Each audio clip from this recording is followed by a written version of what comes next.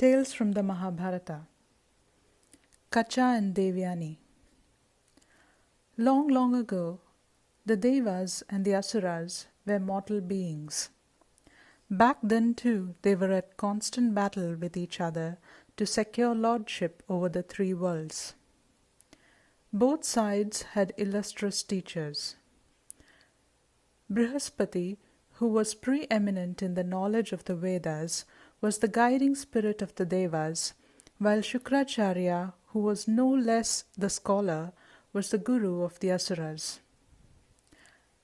In the constant battle between both the sides, many fell dead. Shukracharya then performed a long and tedious penance unto Lord Shiva. Pleased, the god gave him a boon, which was the knowledge of the Sanjeevani. With this powerful boon and knowledge, Shukracharya was able to resurrect the dead. Soon all the Asuras who fell dead on the battlegrounds were brought back to life time and again. The Devas were now at a great disadvantage in the long-drawn war with their natural foes. Indra, the king of gods, was utterly depressed by the turn of events. He called upon Brihaspati and begged him to help the Devas from this pitiable predicament of their dwindling numbers. After much consideration, it was decided that Brihaspati's son, Kacha, would be sent to Shukracharya to learn the art of Sanjeevani. The Devas then went to Kacha and implored him to win his way into the good graces of Shukracharya, that he should persuade Shukracharya to take him as a pupil, and once admitted to intimacy and confidence, he was to acquire by fair means or foul the secret of Sanjeevani, and thus be able to remove the great handicap under which the Devas suffered. Kacha agreed. He was a handsome young lad who could charm anyone. He set out to meet Shukracharya, who lived in the capital city of Vrishaparva of the Asura king. Upon reaching Shukracharya's house, he addressed the latter thus after due salutations. Dear sir, I am Kacha, the grandson of Angiras and the son of Brihaspati. I am right now a brahmacharan and seek knowledge and learning. I have come here to request if you will be my teacher. In those days, it was a law that a wise teacher should not refuse a worthy student who sought knowledge from him. So Shukracharya acceded and said, Kacha, you belong to a good family. I accept you as my pupil willingly, and by doing so I should also be showing my respect to Brihaspati, your father. Kacha spent many years under Shukracharya's tutelage, and he also helped around in his master's household. Shukracharya had a beautiful daughter named Devayani, of whom he was very fond of. Kacha spent a lot of time with Devayani, pleasing her by bringing flowers and singing songs to her, and in course of time he won her affection. When the Asuras came to know about Kacha and his becoming close to Shukracharya and Devayani, they became anxious and suspected that Kacha's objective was to wheedle out the secret of the Sanjeevani from Shukracharya. They plotted and planned to prevent such a calamity. One day, as Kacha had taken his master's cattle to graze, the Asuras killed him, tore him to pieces, and cast his flesh to the dogs. When the cattle returned without Kacha that evening, Devayani was filled with anxiety and ran to her father. She wailed in loud lamentations. "Father, the sun has set," said she, "and you have finished your nightly prayers, but Kacha has not returned home. The cattle has come back on its own. I fear something has happened to Kacha. Please, please find him." Her father then employed the art of Sanjeevani and invoked Kacha. Immediately Kacha came back to life and greeted his master with smiles. When Devayani asked him the reason for his delay and whereabouts, He told her that he was grazing their cattle when all of a sudden some asuras came upon him and killed him. How he came back to life he knew not, but come back to life he did, and there he was. On another occasion Kacha went to the forest to pluck flowers for Devayani, and again the asuras caught him and killed him. Pounding his body to an unrecognizable form, they threw him into the sea. When he did not return, Devayani went to her father, who brought Kacha back to life again, and heard from him all that had happened. For a third time the asuras killed Kacha, burnt his body, and very cleverly, mixing the ashes in wine, served it to Shukracharya himself. Once more the cows returned home without their keeper, and once again Devayani sought her father in distressful appeal for Kacha. Shukracharya tried in vain to console his daughter, saying, "My dear, I have time and again brought Kacha back to life, but the asuras seem bent upon killing him. Death is inevitable, and it is not proper for a wise soul like you to grieve for the dead. Your life is all before you to enjoy with your youth and beauty and the goodwill of the world." But Devayani deeply loved Kacha, and she said, "Kacha was a blameless boy who was devoted to us in his service.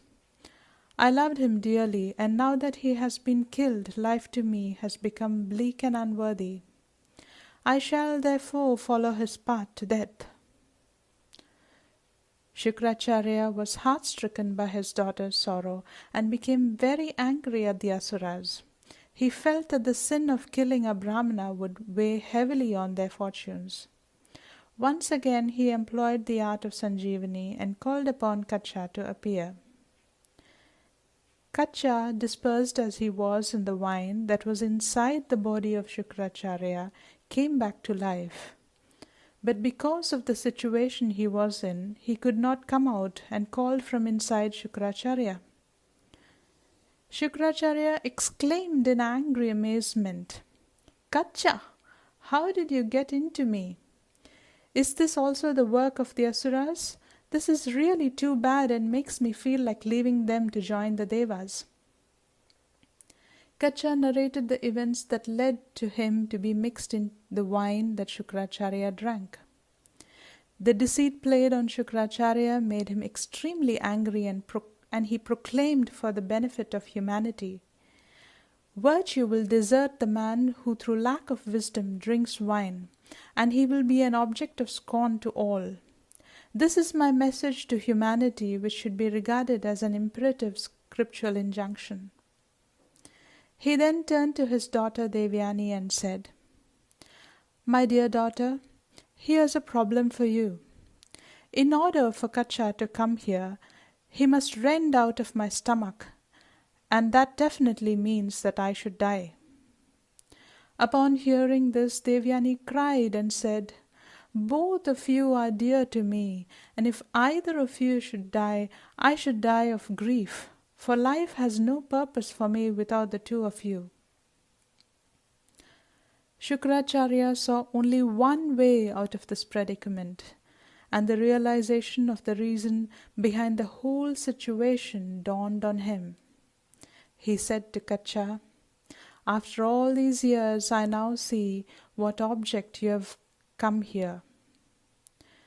I must bring you back to life for the sake of Devayani, but equally for her sake, I must not die either. The only way to accomplish this is to initiate you in the art of Sanjeevani, so that you can bring me back to life after I have died. I hope that you will employ the knowledge I am going to impart to you and revive me so that my daughter does not grieve for both of us." Accordingly, Shukracharya imparted the knowledge of Sanjeevani to Kacha. Once done, he called upon Kacha to come forth. Kacha came out, emerging like a full moon from a cloud, but the great preceptor fell down mangled and dead.